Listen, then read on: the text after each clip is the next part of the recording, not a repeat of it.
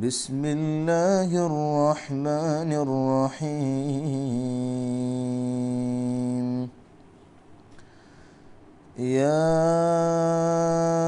أيها النبي لم تحرم ما أحل الله لك تبتغي مرضات أزواجك والله غفور رحيم. قد فرض الله لكم تحلة أيمانكم والله مولاكم وهو العليم الحكيم.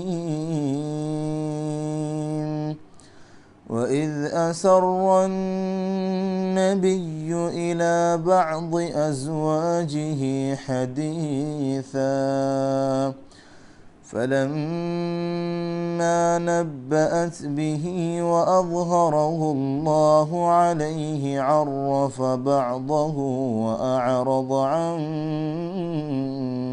بعض فلما نبأها به قالت من أنبأك هذا قال نبأني العليم الخبير.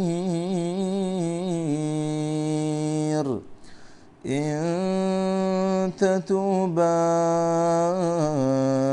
إلى الله فقد صغت قلوبكما وإن تظاهرا عليه فإن الله هو مولاه وجبريل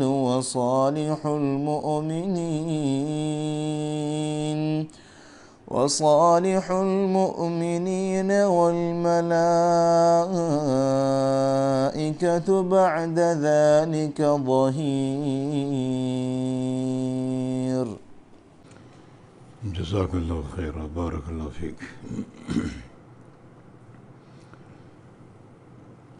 ان الحمد للہ نحمده ونستعینه ونستغفره ونعوذ باللہ من شرور انفسنا ومن سیئات اعمالنا من يهده الله فلا مضل له ومن يضلله فلا هادي له واشهد ان لا اله الا الله وحده لا شريك له وأشهد أن محمدًا عبده ورسوله. يا أيها الذين آمنوا اتقوا الله حق تقاته ولا تموتن إلا وأنتم مسلمون. يا أيها الناس اتقوا ربكم الذي خلقكم من نفس واحدة وخلق منها زوجها وبث منهما رجالا كثيرا ونساء واتقوا الله الذي تساءلون به والأرحام إن الله كان عليكم رقيبا. يا أيها الذين آمنوا اتقوا الله وقولوا قولا سديدا يصلح لكم أعمالكم ويغفر لكم ذنوبكم ومن يطع الله ورسوله فقد فاز فوزا عظيما. اللهم صل على محمد وعلى آل محمد كما صليت على إبراهيم وعلى آل إبراهيم إنك حميد مجيد. اللهم بارك على محمد وعلى آل محمد كما باركت على إبراهيم وعلى آل إبراهيم إنك حميد مجيد. سبحانك لا علم لنا إلا ما علمتنا إنك أنت العليم الحكيم. رب اشرح لي صدري ويسر لي أمري واحلل عقدة من لساني يفقه قولي.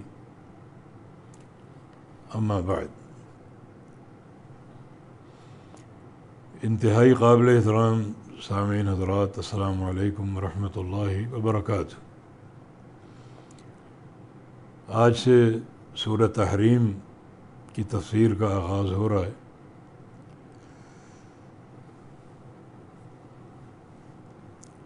یہ سورہ مبارکہ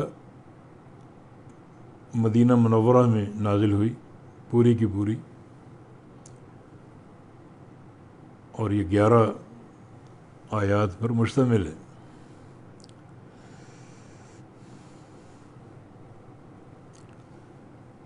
اس کا نام سورہ تحریم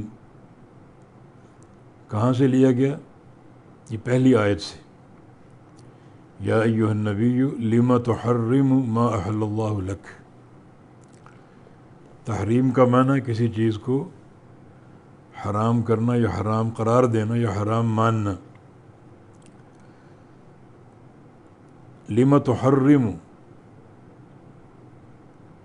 تو کیوں حرام کرتا ہے،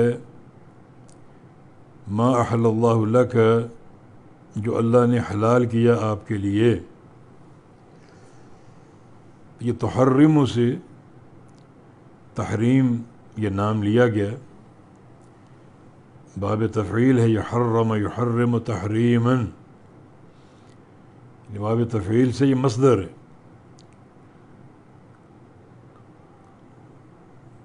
اور نبی سے خطاب ہے،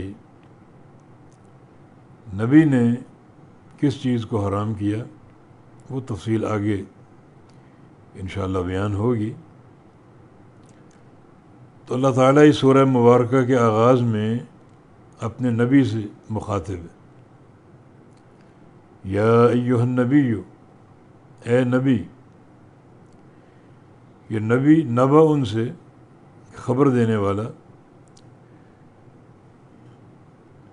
یعنی اللہ تعالیٰ کی طرف سے جو خبریں آتی ہیں، جو وحی آتی ہے، اسے لوگوں کے سامنے بیان کرنا۔ تو نبی وہ خبریں بیان کرنے والا، وہ خبریں دینے والا جو اللہ تعالیٰ کی طرف سے آپ تک پہنچتی ہیں، اور آپ ان کے بیان پر مکلف ہیں۔ ہر چیز آپ نے بتانی، یہ نبی کا منصب ہوتا ہے۔ صحیح مسلم کی حدیث ہے، عبداللہ بن عمرو بن عاص کی روایت سے، ما بعث اللہ من نبی الا وکان حقا علیہ ان یدل امتہ علی خیر ما یعلمہ لہم۔ اللہ رب العزت نے جو بھی نبی بھیجے، ان کی یہ ڈیوٹی تھی کہ اپنی امت کو خیر کا ہر راستہ بتائیں جو اللہ تعالیٰ کی طرف سے حاصل ہوا، اللہ تعالیٰ کی وحی کے ذریعے آپ تک پہنچا، یعنی جنت کا ہر راستہ، خیر کا ہر راستہ اپنی امت کو بتائیں۔ یہ ہر نبی کا ایک منصب ہے، ڈیوٹی ہے کہ جنت کا پورا پروگرام امت کو بتانا اور امت تک پہنچانا ہے۔ اس لیے آپ کو نبی کہہ کر خطاب کیا گیا، آپ کا نام نہیں لیا گیا، یا محمد نہیں کہا گیا، اور یہاں بھی آپ کی تکریم مقصود ہے، ورنہ قرآن حکیم میں انبیاء سابقین کو ان کے ناموں سے پکارا گیا، یا ابراہیم، یا آدم، یا نوح، یا موسیٰ، یا عیسیٰ، ناموں سے پکارا گیا۔ لیکن محمد مصطفیٰ علیہ السلام کو کہیں بھی آپ کے نام سے نہیں پکارا گیا۔ تو اس میں بھی آپ کی جو تکریم کا حق ہے اس کی تعلیم دینا مقصود ہے کہ نبی کا اکرام کس درجے ہونا چاہیے۔ کہیں یا ایھا النبی ہے اور کہیں یا ایھا الرسول ہے، اور یہ سب سے بڑا منصب ہوتا ہے۔ جتنے بھی عہدے انسانیت میں موجود ہیں، کوئی وزیر ہے، کوئی بادشاہ ہے، اور کوئی قاضی ہے، سب سے بڑا منصب رسول ہونا ہے۔ باقی سارے مناصب لوگ بناتے ہیں، ان مناصب پر لوگوں کو فائز کرتے ہیں، لیکن رسول اور نبی ایک ایسا منصب ہے جو اللہ تعالیٰ سے حاصل ہوتا ہے، لوگوں سے حاصل نہیں ہوتا۔ اسمبلی کے ممبران لوگوں کے ووٹوں سے آتے ہیں، وزیر اعظم کا چناؤ ووٹوں سے ہوتا ہے، اور پھر ایک کابینہ بنتی ہے، کوئی وزیر ہے، کوئی مشیر ہے۔ یہ سارے عہدے انسانوں کی تقسیم سے حاصل ہوتے ہیں، مگر رسول اور نبی ایک ایسا عہدہ، ایک ایسا منصب ہے جو اللہ تعالیٰ عطا فرماتا ہے۔ یہ تو یہودی خبیث دشمن دین کے اور اقدار کے، الا ماشاء اللہ، انہوں نے جاہلیت کے دور میں مدرسہ بنا رکھا تھا، اس میں ایک نصاب تھا کہ جو اس نصاب کو پڑھ لے اور پاس ہو جائے اسے مدرسے کی طرف سے نبوت کی ڈگری ملے گی۔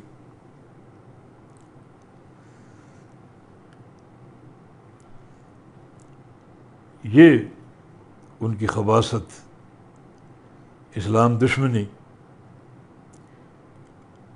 انہیں یہ معلوم تھا کہ آخری نبی آنے والا ہے اور وہ ہم میں سے ہو، تو باقاعدہ انہوں نے ادارہ بنا لیا تاکہ ہم خود ہی اپنے میں سے کسی بندے کو نبوت کی ڈگری دے دیں اور نبی بن جائے، وہ ہم میں سے ہو۔ نہیں، یہ ایک ایسا منصب جو اللہ تعالیٰ کی عطا سے ہے۔ اللہ تعالیٰ بہتر جانتا ہے کہ رسول اور نبی ہونے کا حقدار کون ہے۔ تو یہ یا ایھا النبی سب سے عظیم منصب کے ساتھ آپ کو پکارا گیا۔ تو اگر نبی کی شان آپ نے بیان کرنی ہے یا آپ کی شان آپ نے ملحوظ رکھنی ہے تو آپ کو اسی نام سے آپ کا ذکر ہو، اسی نام سے جو ہے وہ آپ کے حوالے سے بات کی جائے۔ آپ اللہ کے رسول ہیں، آپ اللہ کے نبی ہیں، یہ سب سے بڑی تعریف ہے۔ لیکن اکثر لوگ آج اس سے ہٹتے ہوئے اپنے القاب سے آپ کو یاد کرتے ہیں۔ کوئی کہتا ہے کالی کملی والا، اور کوئی کہتا ہے کالی زلفوں والا، اور کوئی سوہنا کہہ کر آپ کو پکارتا ہے۔ نہیں، آپ کا سب سے اونچا مقام رسول اللہ ہونا، اللہ کا نبی ہونا، اس مقام میں کوئی دوسرا بندہ شریک نہیں۔ کالی زلفیں بہت سے لوگوں کی ہیں اور کالے کمبل بھی ہر گھر میں موجود ہوں گے، یہ کوئی تعریف اور توصیف نہیں ہے۔ یہ تعریف ہے کہ آپ اللہ کے نبی ہیں، آپ اللہ کے رسول ہیں۔ آپ کو اللہ کا رسول مان لیا تو ہر چیز مان لی۔ باقی جو آپ کے فضائل اور مقامات ہیں، آپ صاحب حوض کوثر ہیں، صاحب مقام محمود ہیں، بشیر ہیں، نذیر ہیں، یہ سارے وہ منصب ہیں جو رسول اللہ ہونے کے تابع ہیں۔ رسول اللہ مان لیا، سب کچھ مان لیا۔ رسول اللہ نہیں مانا، کچھ بھی نہیں مانا، ہزار قصیدے کہتے رہو۔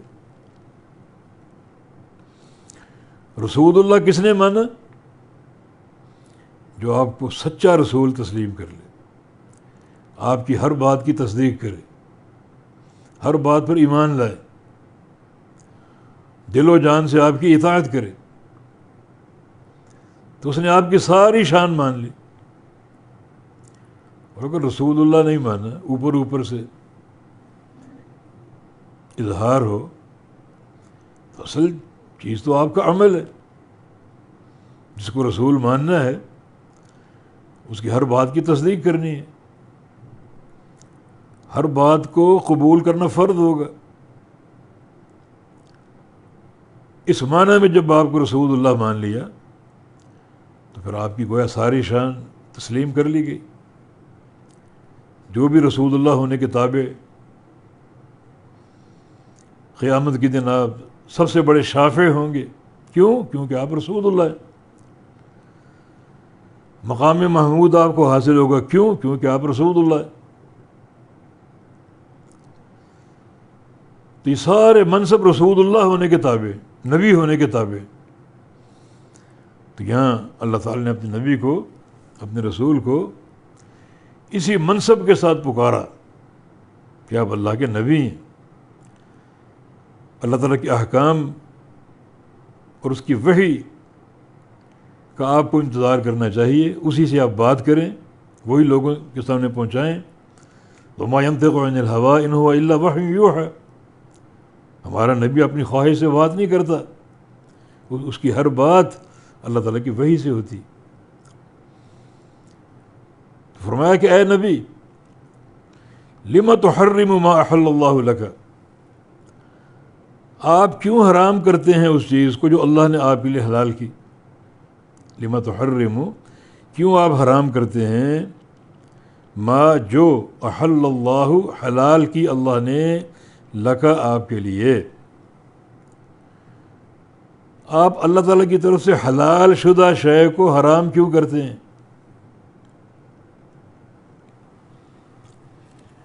یہ کس واقعے کی طرف اشارہ ہے؟ محدثین نے، علماء نے دو واقعات کو اس آیت کریمہ کے نزول کا سبب قرار دیا. ایک واقعہ بخاری مسلم میں مذکور اور موجود ہے.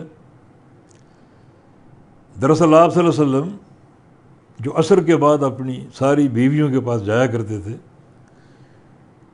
روزانہ باری رات گزارنے کی ایک بیوی کیا ہوتی، مگر عصر کی نماز پڑھ کے آپ اپنے سارے گھروں میں چکر لگایا کرتے تھے، ازواج مطہرات کے حال احوال پوچھا کرتے تھے. تو زینب بنت جحش رضی اللہ عنہ آپ کی بیوی، اس کے پاس آپ جاتے تو ان کے پاس ایک شہد تھا، بڑا آپ کو مرغوب تھا. تو وہ شہد آپ تناول فرماتے، وہ آپ کو پیش کرتی اور آپ کھاتے. تو اس سے زینب کے ہاں آپ کا قیام کچھ لمبا ہو جاتا، یعنی باقی جگہوں پر جاتے حال وال پوچھتے آگے بڑھ جاتے، لیکن زینب کے پاس آپ بیٹھتے اور وہ شہد جو پیش کرتی وہ کھاتے، اور شہد آپ کو محبوب اور مرغوب تھا. کان رسول اللہ صلی اللہ علیہ وسلم یحب الحلوہ، اللہ کے پیغمبر مٹھاس کو پسند کیا کرتے تھے. تو شہد آپ کو مرغوب تھا تو وہ آپ کو پیش کرتی ہیں، آپ کھاتے. اب جو بقیہ بیویاں آپ کی امہات المومنین، وہ ظاہر ہے کہ یہ ایک بشری طبیعت ہے بیویوں کے مابین غیرت کا ہونا. تو بعض بیویوں کی غیرت نے اسے ناپسند سمجھا کہ آپ زینب بنت جحش کے پاس بیٹھتے ہیں اور وہ شہد آپ کو کھلاتی ہیں، تو گویا یہ چیز زینب سے زیادہ ایک محبت کا ذریعہ بن سکتی، پھر زیادہ وقت وہاں بیٹھنا. تو یہ چیز بقیہ امہات المومنین انہوں نے اسے اپنی غیرت کے خلاف سمجھا. اس میں پیش دو آپ کی بیویاں عائشہ رضی اللہ عنہ اور حفصہ رضی اللہ عنہ، عائشہ بنت ابوبکر صدیق اور حفصہ بنت عمر. انہوں نے پلاننگ کی کہ نبی علیہ السلام جب ہمارے پاس آئیں، زینب کے پاس سے ہو کر ہمارے قریب آئیں، تو ہم کہیں گے کہ آپ کے منہ سے مغافیر کی بو آ رہی. مغافیر ایک بوٹی ہے، اور اس بوٹی کو عرفت کہا جاتا ہے. شہد کی مکھی اگر اس عرفت کا رس چوسے تو اس شہد میں ایک سمیل سی پیدا ہوتی ہے جس کو بدبو کے قریب قرار دیا جا سکتا. تو یہ ہم ایک عذر پیش کریں گے کہ آپ کے منہ سے مغافیر کی بو آ رہی ہے. تو یہ بات عائشہ نے بھی کی، حفصہ نے بھی کی. تو فرمایا کہ میں نے ایسی کوئی چیز نہیں کھائی جس سے یہ بدبو پیدا ہو. اب میں نے زینب کے ہاں سے شہد پیا. تو ان دونوں نے جواب دیا کہ ممکن ہے جو شہد آپ نے پیا ہے تو مکھیوں نے عرفت بوٹی کا رس چوسا ہو، تو وہ بدبو آپ کے منہ میں آ رہی ہے، وہ منہ میں شامل ہو چکی ہو. تو چونکہ نبی علیہ السلام کو بدبو سے نفرت تھی، ایک تو طبعی نفرت تھی، دوسرا بعض اوقات جبریل امین آتے آپ کے پاس اور بالکل ان کا منہ نبی علیہ السلام کے منہ کے قریب ہوتا، تو آپ بالکل اپنے منہ کو ہر وقت خوشبودار معطر رکھا کرتے تھے. بڑا کثرت سے آپ مسواک کیا کرتے تھے تاکہ کسی قسم کی بدبو پیدا نہ ہو. تو اس چیز کو آپ نے محسوس کیا کہ اگر مغافیر کی بو آتی ہے اور جبریل آ گئے اسی حال میں اور ان کا منہ میرے منہ کے قریب ہوا تو بدبو وہ محسوس کریں گے. چنانچہ آپ نے اس وقت ایک قسم کھا لی کہ آئندہ میں شہد نہیں پیوں گا، یعنی اپنے اوپر شہد کو حرام کر لیا اس بدبو سے بچنے کے لیے۔ اللہ تعالیٰ نے اس پر یہ آیت مبارکہ اتاری، یا ایھا النبی لما تحرم ما احل اللہ لک، اے نبی کیوں حرام کرتے ہو تم ما اس چیز کو جسے احل اللہ حلال کیا اللہ نے، لکا آپ کے لیے، اسے کیوں حرام کرتے ہو؟ یہ کس کا شان نزول؟ یہ بخاری مسلم میں مذکور اور موجود ہے۔ امام نسائی رحمہ اللہ اور بقیہ جو مفسرین جنہوں نے تفاسیر لکھی، ان سب نے اس کا ایک اور نزول کا سبب ذکر کیا۔ آپ کی لونڈی تھی ماریہ قبطیہ، بہت ہی خوبصورت، جس کے پیٹ سے ابراہیم پیدا ہوئے تھے، نبی علیہ السلام کے بیٹے، اور یہ سب سے بڑی عمر میں فوت ہوئے تھے، تقریباً 18 ماہ کی عمر میں، 1.5 سال کی عمر میں۔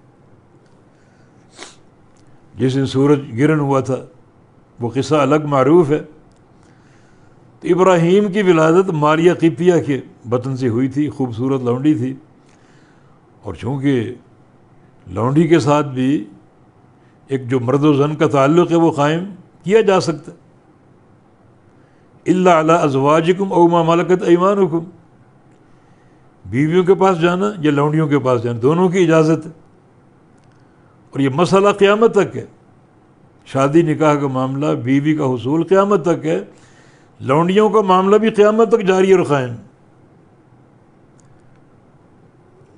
اور یہ اسلام کا بڑا ایک عظیم نظام ہے۔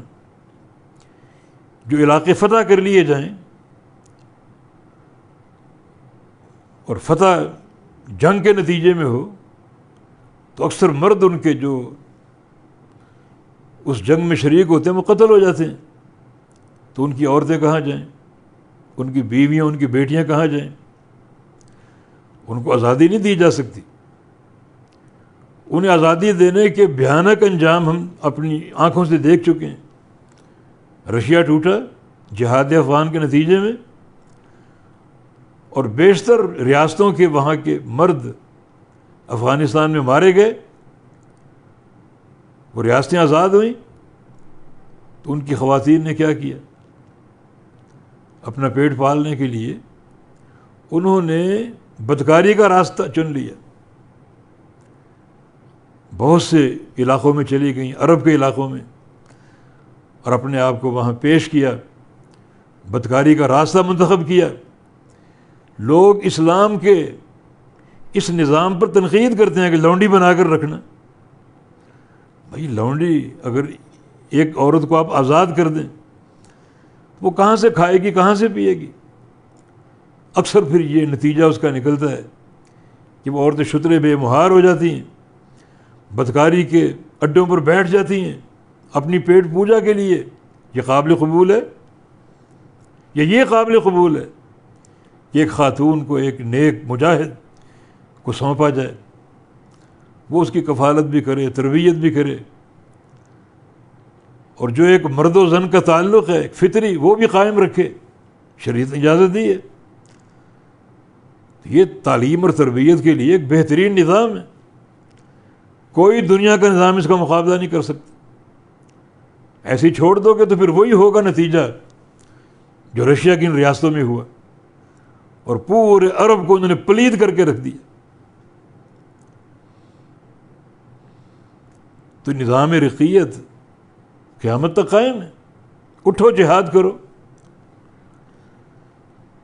جہاد کیوں نہیں ہو رہا؟ الجہاد ماض الی یوم القیامہ، جہاد قیامت تک جاری، کوئی اس کو ختم نہیں کر سکتا۔ تو اس نتیجے میں ضرور ریاستیں ٹوٹیں گی اور کفار قتل ہوں گے، اور ان کی عورتیں مجاہدین میں تقسیم ہوں گی کہ ان کو اسلام جو ہے وہ سناؤ اور پہنچاؤ، ان کی تربیت کرو، ان کی تعلیم کرو۔ نبی علیہ السلام کی حدیث ہے کہ 3 قسم کے بندے ایسے ہیں جن کو دوہرا اجر ملے گا. ان میں ایک انسان وہ رجل عنده امۃ فأدبها فأحسن تأدیبها وعلمها فأحسن تعلیمها ثم اعتقها وتزوجها.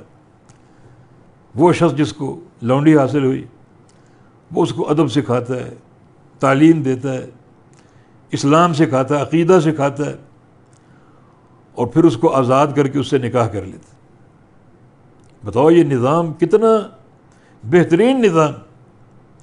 اور اگر چھوڑ دیا جائے تو پھر تباہی پھیلے گی، اخلاق خراب ہوں گے اور عمل خراب ہوں گے، نسب نامے خراب ہوں گے، اور ایک غلاظت اور نجاست کا ایک نظام پھیل جائے گا جس کی تلافی ممکن نہیں، آج تک ممکن نہیں.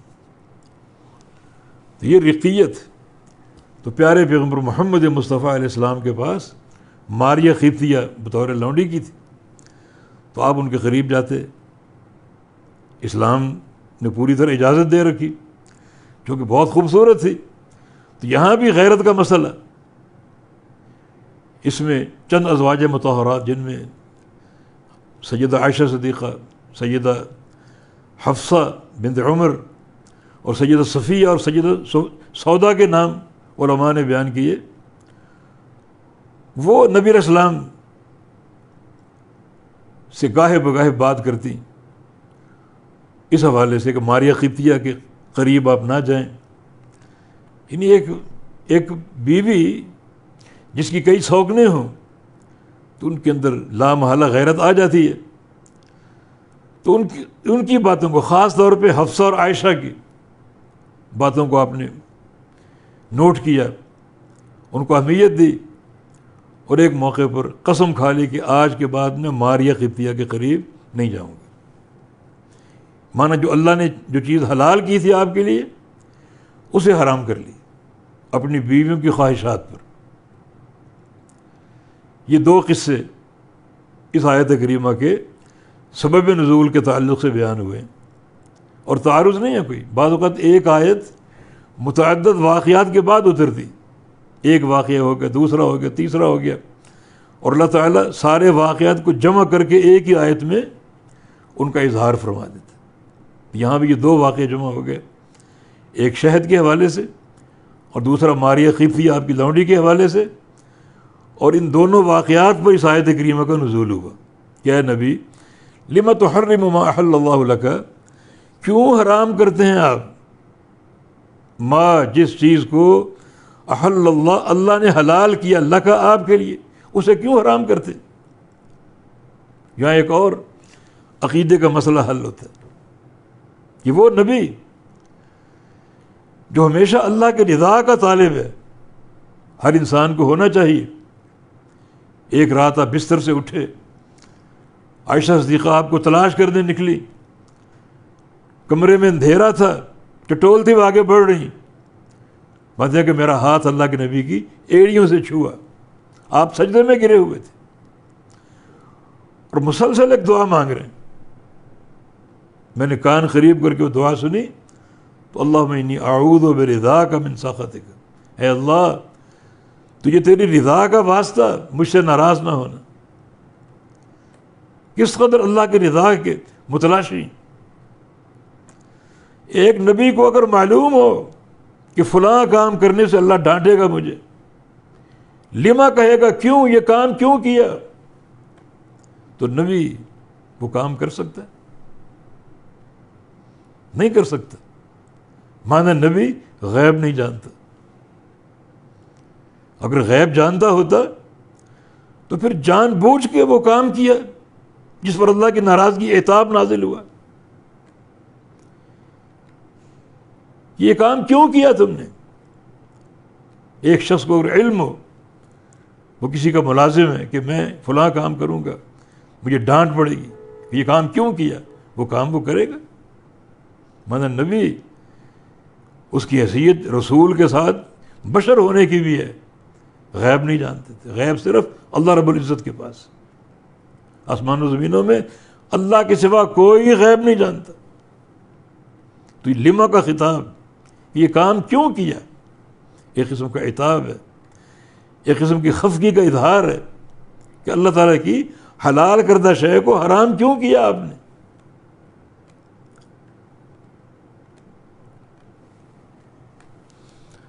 مفسرین نے لکھا کہ رسول اللہ صلی اللہ علیہ وسلم یعنی شہد کو اپنے اوپر حرام کر کے یا ماریہ قبطیہ کو حرام کر کے دونوں حلال تھے.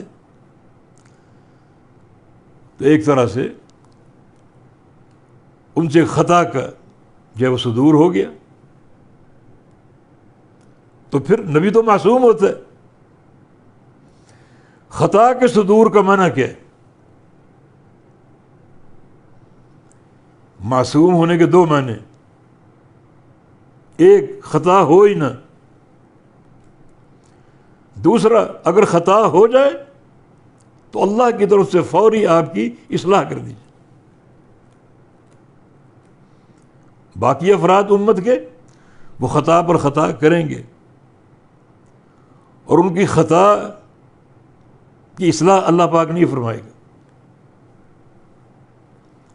یہ مقام صرف نبی کا ہے. اول تو خطا ہوگی نہیں، لیکن اکا دکا واقعات آپ کی حیات طیبہ میں ہوئے اور فوراً جبریل امین آسمان سے اترے اور آپ کی اصلاح فرمائی. بسم اللہ الرحمن الرحیم. عبس وتولی ان جاءہ الاعمی.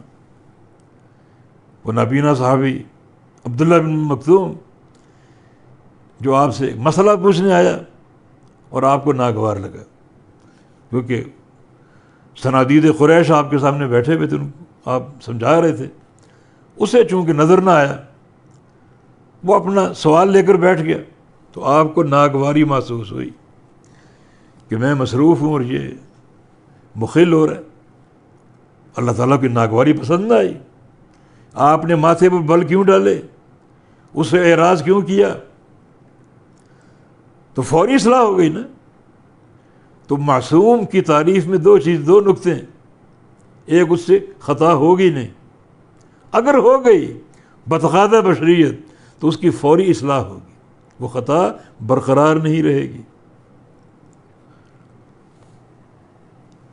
جیسے یہ واقعہ فوری وہی آ گئی کہ آپ نے اللہ تعالیٰ کی حلال کردہ شے کو حرام کیوں کیا؟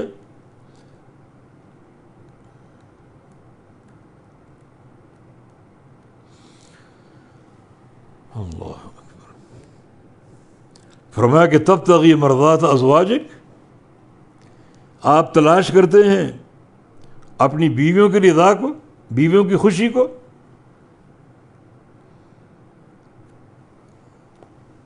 مرضات رضا سے، رضا خوشی. راضی یرضی سے مفعول کا صیغہ مؤنث کا، اصل میں یہ مرضوۃن تھا. مرضوۃن سے مرضات ہو گیا.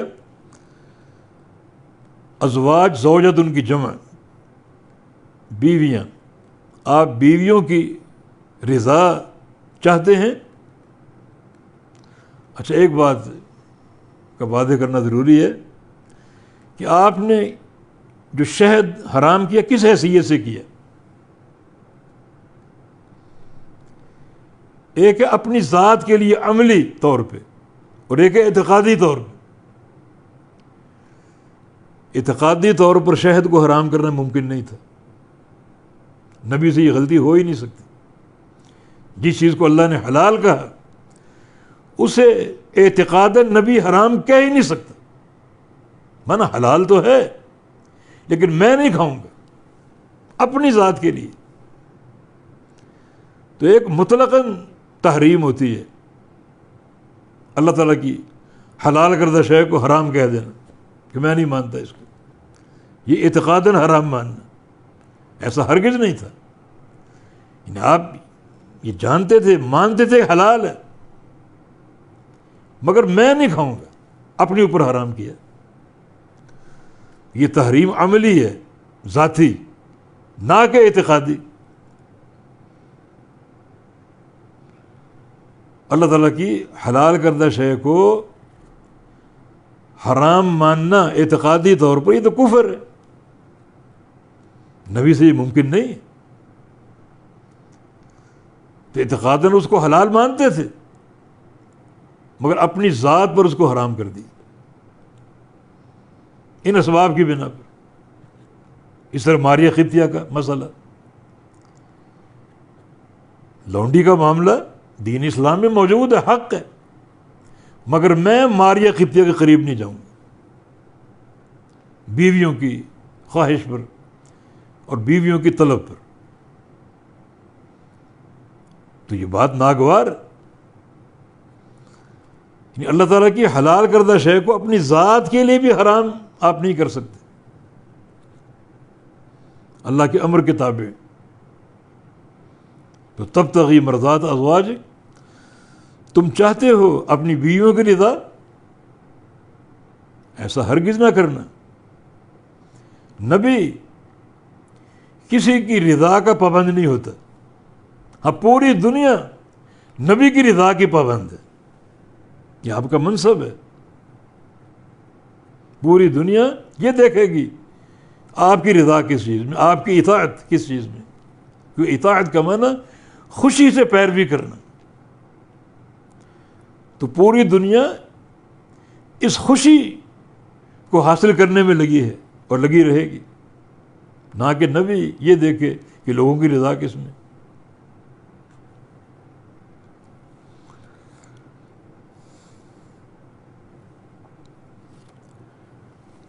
فرمایا کہ واللہ غفور الرحیم، اور اللہ تعالیٰ بڑا بخشنے والا اور بڑا رحم کرنے والا ہے.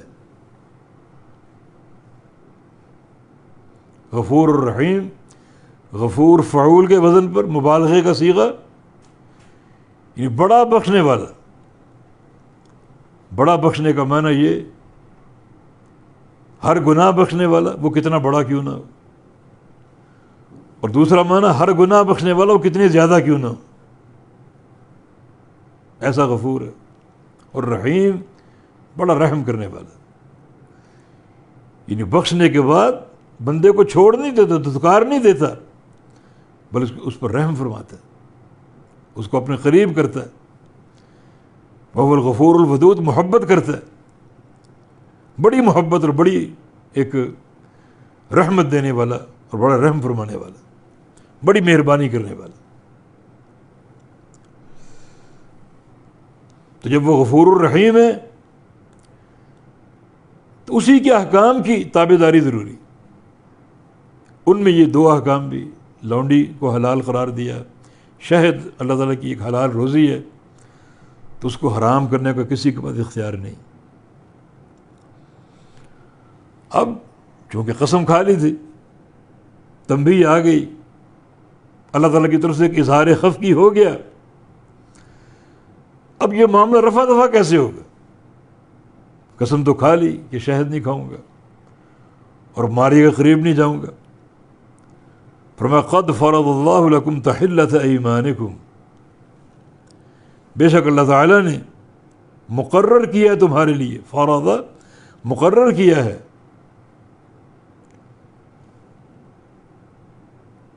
لکم تمہارے لیے، تحلۃ ایمانکم تمہاری قسموں کا کفارہ. یہ تحلہ مصدر ہے، یہ مصدر ثانی، حلل یحلل تحلیلا و تحلۃ،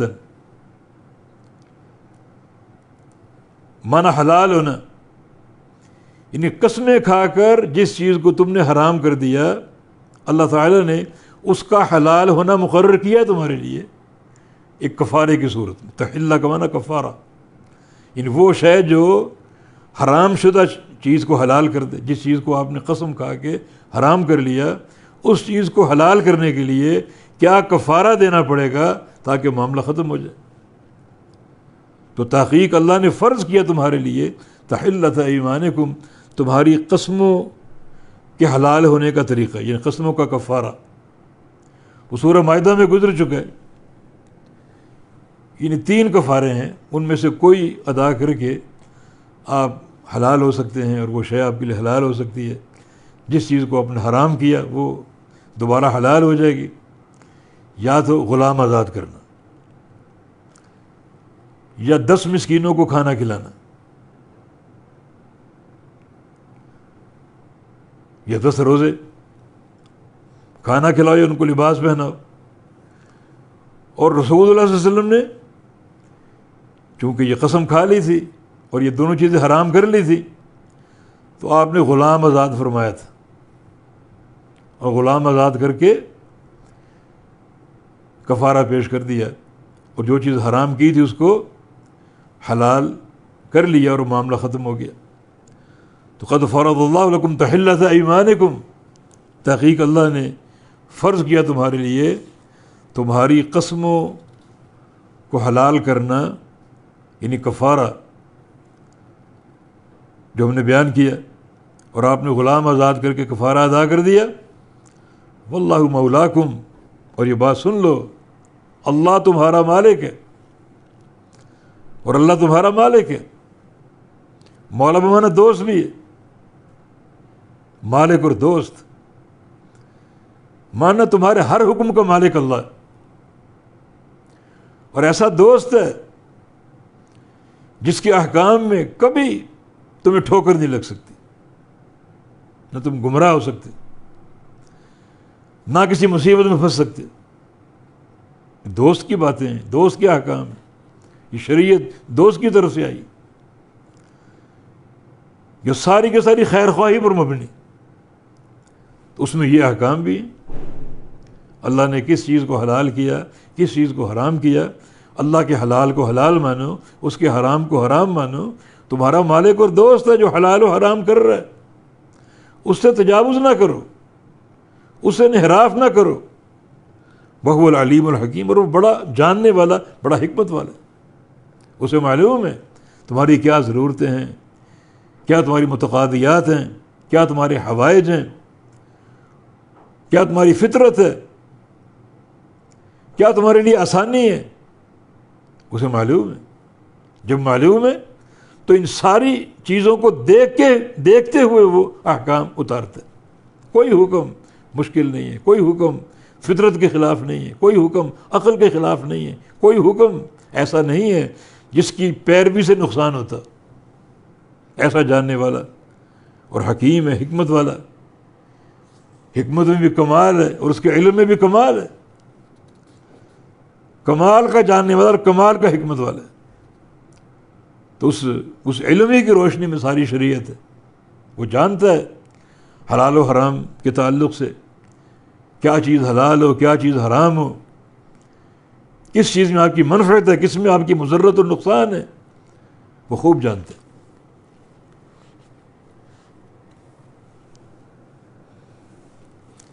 اسی قصے کے تعلق سے آگے کچھ اور آداب کا ذکر۔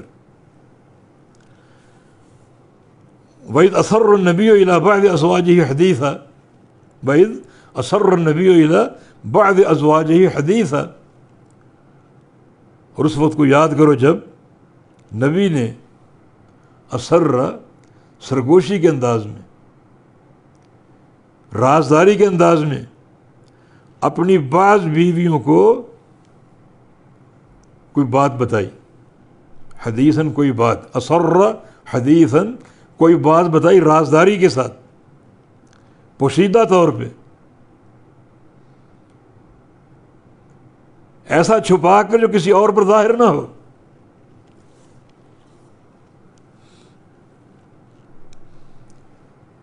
الی بعض ازواجہ کا معنی ایک بیوی، ان بعض ازواج، لفظ بعض جب جمع کی طرف مضاف ہوتا ہے تو اس کا معنی مفرد کا ایک فرد، تو اپنی بیویوں میں سے ایک بیوی سے رازداری سے بات کی، پوشیدہ طور پر بات کی، معنی یہ راز ہے، کسی پر ظاہر نہیں کرنا۔ یہ بیوی ام المومنین حفصہ بنت عمر رضی اللہ عنہا ہے، راز دے دیا انہیں۔ فلما نبأت بہ، پس جب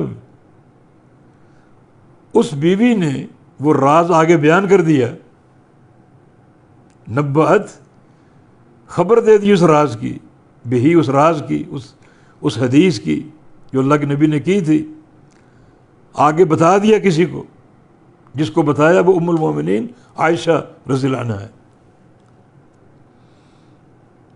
پھر پڑھتے ہیں بَإِذْ أَسَرَّ النَّبِيُّ إِلَىٰ بَعْضِ أَزْوَاجِهِ حَدِيثًا، اور جب نبی نے اپنی ایک بیوی کو رازداری کی بات بتائی. حدیث کا معنی بات،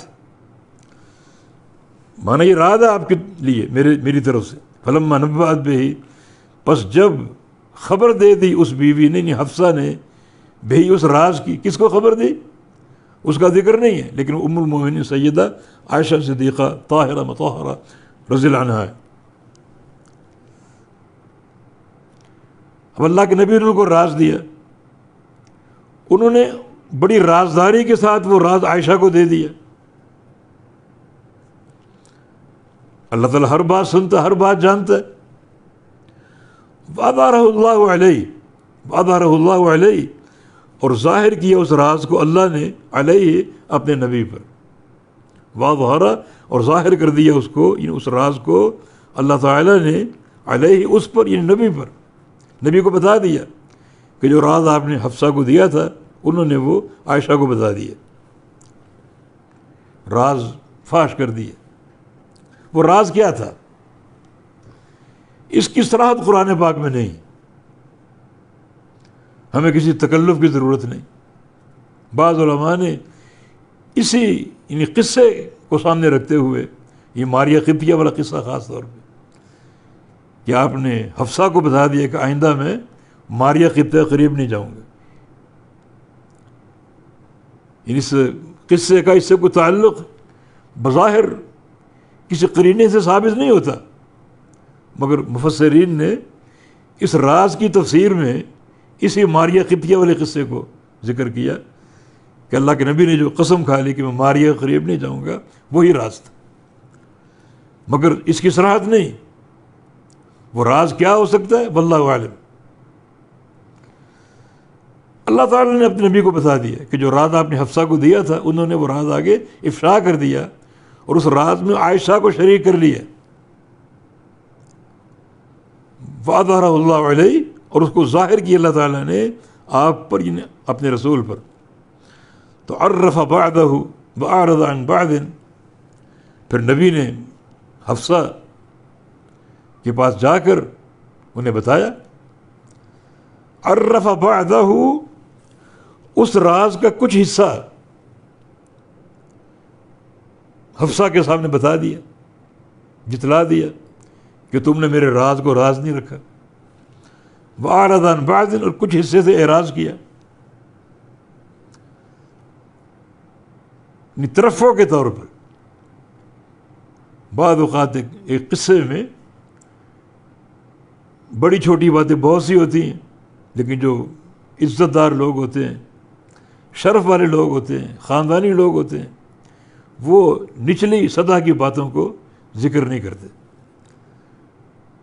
ہر چیز نہیں جتاتے. نبی علیہ السلام نے بھی اس راز کے مرکزی نقطے کو بتا دیا، حفصہ کو جتلا دیا کہ تم نے یہ کیا، اور بہت سی باتوں سے اعراض کیا، ان کا ذکر نہیں کیا. اور یہ ایک میاں بیوی کا ایسا تعلق ہے، اگر اس کا فہم ہو ہر گھر میں تو یقیناً اس گھر میں سلامتی اور عافیت کا دورہ ہو سکتا ہے. اور اگر کوئی راز ہو اور بیوی کوشش کرے کہ شوہر کو اور اس کی عزت کو خوب رگیدنے، یا شوہر کوشش کرے کہ بیوی کی عزت کو خوب رگیدنے، ہر جگہ اس کو بدنام کرنے، تو گھر نہیں چلتے.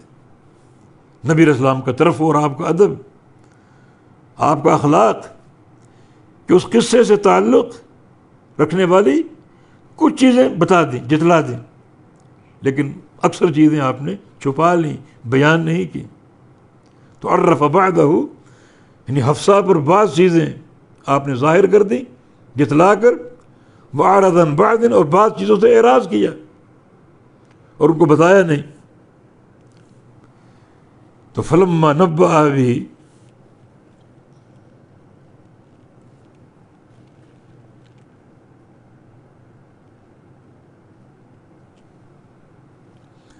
فلما نبأ بہ، پس جب خبر دی آپ نے اس کی، ہاں یعنی اپنی بیوی حفصہ کو جب خبر دی آپ نے اس پورے راز کے تعلق سے، قالت، انہوں نے پوچھا، سوال کیا، من انبأک ھذا، کس نے خبر دی آپ کو اس کی؟ وہ یہ سمجھی کہ ممکن ہے، میں نے چونکہ یہ بات عائشہ کو بتائی ہے، انہوں نے اللہ کے نبی کو بتا دیا، اور یہ بتا دیا کہ میں نے راز نہیں رکھا. تو پوچھا یہ خبر آپ کو کس نے دی؟ فرمایا کہ نبأنی العلیم الخبیر، خبر دی مجھ کو اس ذات نے جو علیم ہے اور خبیر ہے، خوب جاننے والا اور خوب باخبر، مجھے اس ذات نے خبر دی.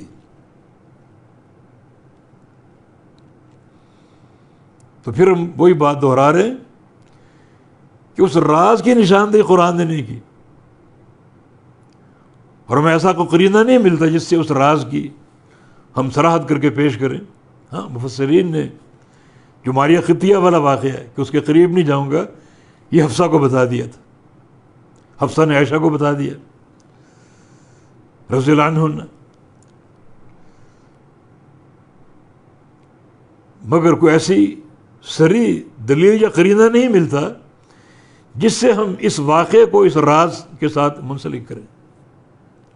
اللہ عالم راز آپ نے کیا دیا، انہوں نے راز کس طرح اس کا انکشاف کیا، پھر اللہ کے نبی نے حفصہ سے کس طرح بات کی، اللہ بہتر جانتے.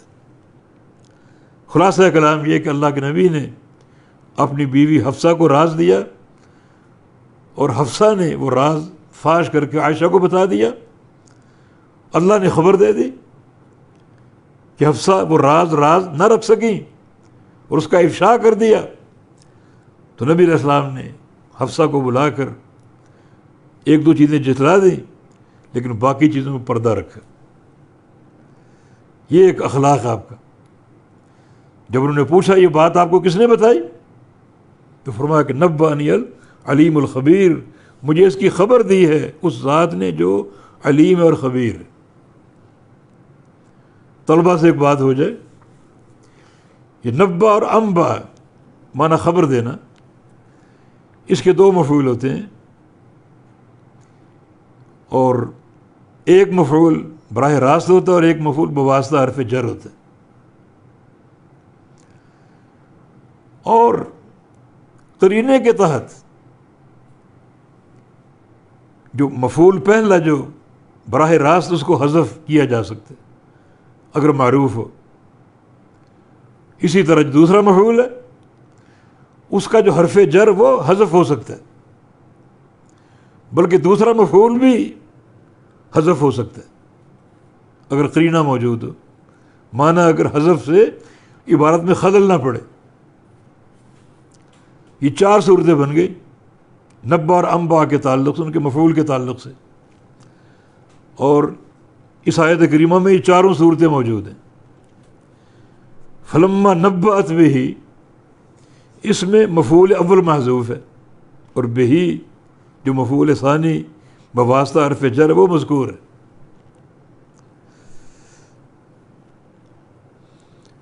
آگے ہے فلما نبأہ بہ، اس میں مفعول اول موجود ہے جو براہ راست مفعول ہوتا ہے، اور بہی دوسرا مفعول بواسطہ حرف جر وہ بھی مذکور ہے، دونوں مذکور ہیں. مفعول اول بھی جو براہ راست ہے، مفعول ثانی بھی جو بواسطہ ہے حرف جر ہے. آگے من انبا کا ھذا، اس میں مفعول اول موجود ہے، مفعول ثانی بھی موجود ہے، مگر جو حرف جر کا واسطہ وہ محذوف ہے. اور نبأنی العلیم الخبیر، مفعول اول موجود ہے مگر مفعول ثانی پورا کا پورا محذوف. یہ چار رنگ ہیں نبا اور انبا کے، اور اس آیت کریمہ نے نبا یا انبا کے استعمال کے چاروں رنگ یہاں پیش کر دی، جمع کر دی.